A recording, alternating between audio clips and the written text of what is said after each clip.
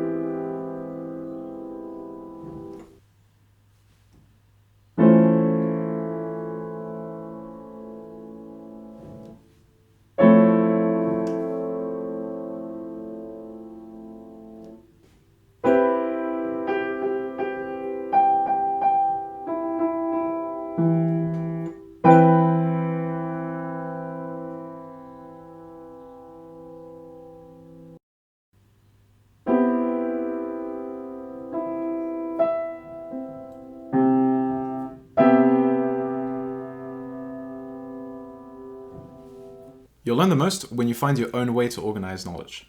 That's why I think there's a lot of value in curating your own voicing repertoire, and I want to share a few of the approaches that worked for me. The first is theory and analyzing. Because there's a lot of content already out there about jazz piano voicings, the best way to get started is to just go through them and learn them. The second is listening, and in particular, close listening. You want to hear every single note in the voicing and how those notes interact with each other. You want to hear the context that it's being used in, right? The harmonic context, but also how it fits in with what the rest of the band is playing. If a voicing is like a color, then accompaniment is like painting. You want to be thoughtful and intentional with your use of color, and you should always be aware of the larger picture that you're trying to paint. The third thing is exploring. Once you've learned a few basic voicings, experiment with them. Try them in different registers. Add extra notes. Rearrange some notes. change the bass notes. Try to break them apart and see what makes them work or not work. You'll get a much better understanding of it, and all that work will mean that you now have your own personal angle to approach it from. Okay, so now we have a repertoire of voicings. How do we actually practice them? Now, if you're not careful and intentional with your practice, you'll end up with a lot of time put in with not really much to show for it. The big breakthrough for me happened when I started to play without looking at my hands, a concept I call blind playing. It sounds stupid and obvious, but for some reason I've never heard of it being mentioned in jazz education. And that's really weird, because if you pay attention, you'll notice that the best jazz pianists don't look at their hands very much, if at all, while they're playing.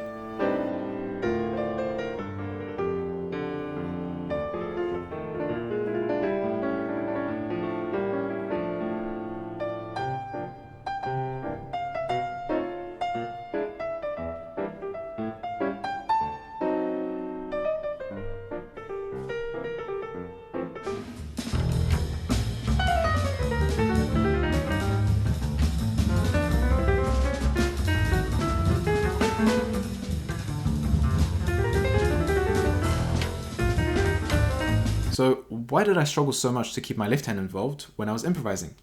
Was because when I was practicing, I would look at my left hand, and so I would rely on my eyes to get from one place to the next. Except that when I was improvising, my right hand would take up all of my attention, which meant that my left hand didn't really know what to do. And so it all started to click as soon as I started to practice without looking at my hands. If playing without looking at your hands sounds intimidating, let me show you a few things that I worked on in order of difficulty to get you started.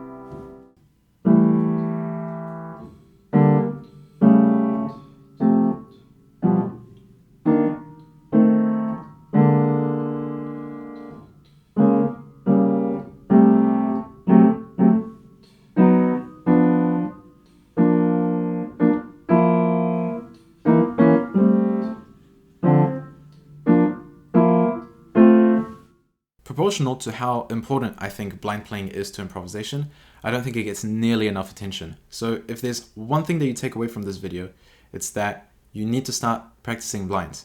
And not just voicings, but everything else.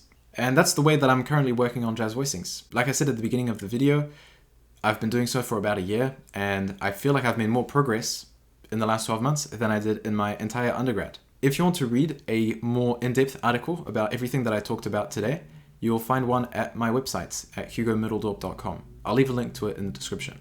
I hope this has been helpful, and I'll see you in the next one.